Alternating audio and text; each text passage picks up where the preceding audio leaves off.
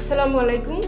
আমি doctor Umme Salma Amazon homeo হল থেকে আজ একজন পেশেন্টের ফলো আপ নিয়ে আসছি আপনাদের মাঝে।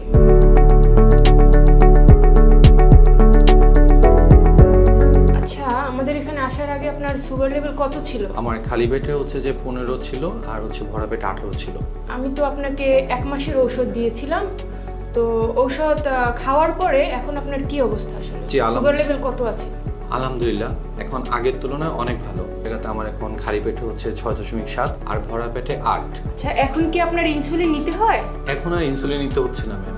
আপনি এখন মোটামুটি সুস্থ আছেন, কিন্তু পরিপূর্ণ সুস্থ হতে হলে আপনাকে 6 থেকে 7 মাস ঔষধ সেবন করতে হবে। ডায়াবেটিস হচ্ছে কি নীরব ঘাতক। দীর্ঘদিন যদি অনিয়ন্ত্রিত ডায়াবেটিস থাকে, এর যদি সঠিক চিকিৎসাটা না হয়, তাহলে আসলে আমাদের দেহের ভেতরের অর্গানগুলোকে নষ্ট করে ফেলে।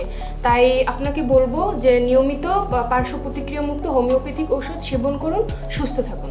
আপনি যদি একজন অভিজ্ঞ হোমিওপ্যাথিক ডাক্তার দ্বারা জার্মানি হোমিওপ্যাথিক ঔষধ 6 থেকে 7 মাস সেবন করেন, তাহলে দীর্ঘ কয়েক বছর কোনো প্রকার ঔষধ ছাড়াই আপনি সুস্থ থাকবেন।